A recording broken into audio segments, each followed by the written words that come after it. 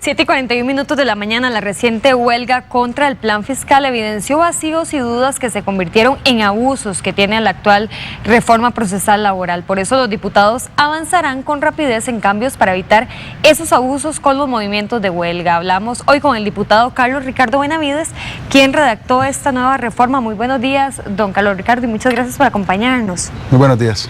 ¿Cuál es el cambio más importante para evitar afectación a la ciudadanía, afectaciones que se convierten realmente en abusos? ¿Cuál sería el cambio más importante que se propone? Yo diría que hay varios cambios que son realmente relevantes. Uno de ellos es poder determinar la legalidad o la ilegalidad de la huelga a través de un procedimiento muy expedito, muy rápido. El tema es que en cuestión de días, o en el caso de una huelga que abarque todo el territorio nacional, en algo más de una semana, se pueda resolver si la huelga es legal o es ilegal. La incertidumbre no le conviene ni a los trabajadores ni al patrono, y mucho menos le conviene a los ciudadanos. El segundo gran cambio, que me parece que es fundamental, es dejar claro que tal como la Constitución Política lo dice y el Código de Trabajo de los años 40 así lo señala, las huelgas en servicios esenciales no están permitidas y sin embargo se permiten. Es decir, en la práctica se van a la huelga sabiendo que son servicios esenciales, como son los servicios que se prestan en un centro hospitalario para atender una cita médica, para atender una operación. Entonces, en ese caso, dejaríamos claro en esta nueva reforma que cuando se trate de servicios esenciales no hay que ir a un procedimiento de calificación de huelga, sino que el patrono solicita directamente al juez que ordene que los trabajadores que se fueron de huelga se reincorporen en 24 horas. ¿Se establecerían de una vez cuáles son esos servicios esenciales? Porque pasó esta vez, por ejemplo, que en el tema de educación algunos decían que no era un servicio esencial, o inclusive algunas atenciones de hospitales se decía que no eran esenciales. ¿Se va a establecer cuáles son esos servicios esenciales? Los servicios esenciales, desde el punto de vista de la doctrina y de la jurisprudencia de la Sala Constitucional, son todos aquellos que afectan la vida, la salud o la seguridad de las personas. Dentro del grupo de proyectos que vamos a conocer, teniendo como base mi redacción, se va a conocer uno que hace una lista taxativa de cuáles son los servicios esenciales. Es un tema que estaremos discutiendo igualmente. Uno de los temas más importantes, don Carlos Ricardo, y que generó más molestia, por ejemplo, en el último movimiento de huelga, es el tema de los salarios, ¿verdad? Sí. Que las personas se fueron a huelga mucho tiempo y podrían continuar en huelga y los salarios siguen intactos. ¿Qué propone esta reforma en cuanto al tema de salarios? Se propone una reforma al artículo 379 del Código para que el rebajo de los salarios se aplique desde el momento en que las personas salieron a la huelga, cuando ésta se declare ilegal.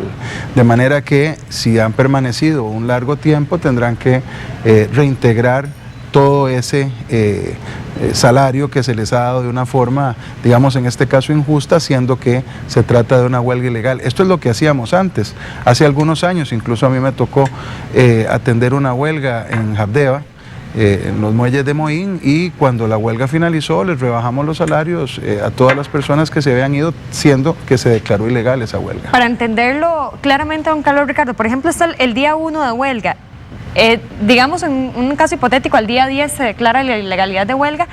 Para atrás, esos 10 días, del 1 al 10, es lo que se le rebajaría de salario. Así es. Persona, sería retroactivo. Sería retroactivo. A partir de la declaración de ilegalidad. A partir de la declaración de ilegalidad, y en el caso de los servicios esenciales, del mismo momento en que se fueron, por cuanto los trabajadores saben que en esos servicios no se podría practicar. ¿Cómo funcionaría también en el caso del tema de los despidos?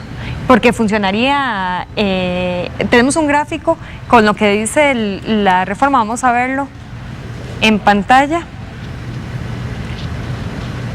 Respecto al tema de los despidos, ya casi vamos a ver en pantalla cómo funcionaría. Bueno, ese es el tema del rebajo de los salarios, lo que decíamos. El día 1 inicia la huelga, el día 5, por ejemplo, se declara ilegal, y el día 10 la ilegalidad queda en firme. Esos 10 días para atrás es el rebajo, que es lo que hablábamos hace unos momentos.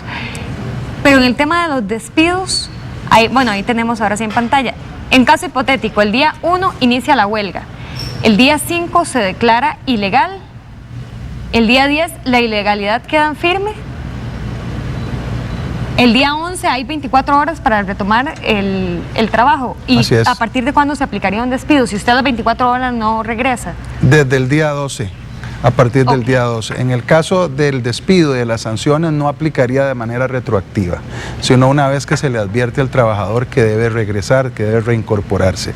Si se reincorpora dentro de las 24 horas que señala la declaratoria firme, entonces no tendría consecuencias en materia sancionatoria, más que el rebajo de los salarios, que no es una sanción, sino simplemente es la aplicación lógica de no haber trabajado de manera injustificada. Don Carlos Ricardo, en cuanto al tema de las apelaciones, ¿también cambia el proceso?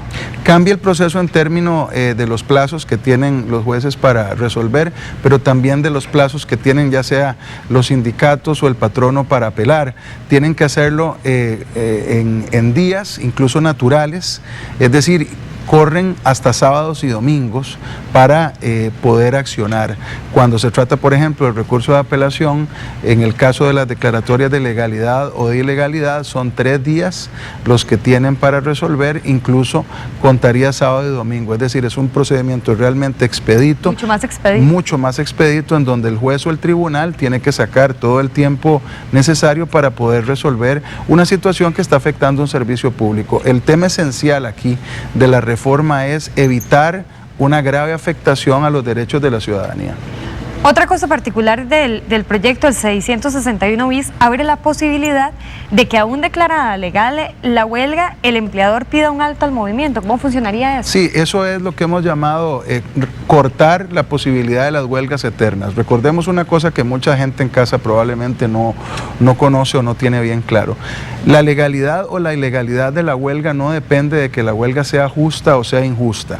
Depende del cumplimiento de requisitos formales, como haber avisado al patrono para negociar o para haber advertido que había una situación de molestia en los trabajadores, y un mínimo de trabajadores que determinan irse a la huelga, y que cuando se revisa si están en huelga, entonces se entienda que hay un porcentaje de más del 50%. Son puros requisitos. Entonces, no puede ser que porque se cumplieron requisitos y declara la legalidad de la huelga, puedan permanecer eternamente 1 año o 2 años en huelga. En este caso, en esa reforma, con el 661 bis, lo que estamos estableciendo es que declarada firme, legal la huelga, pasan 8 días, si no se han puesto de acuerdo, si no han ido a la mesa de negociación para suspenderla, el patrono le puede pedir al mismo juez que revise si se están llevando adelante afectaciones graves o de imposible reparación contra la ciudadanía, y el juez entonces puede levantar el movimiento de huelga, es decir, lo puede suspender. Que no sea infinita. Que no sea infinita.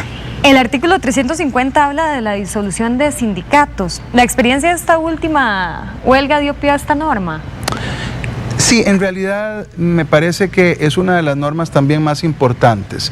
Los sindicatos deben y pueden existir, deben alentar a sus trabajadores, a sus miembros, para que busquen mejores formas de vida, incluso que puedan protestar de manera pacífica.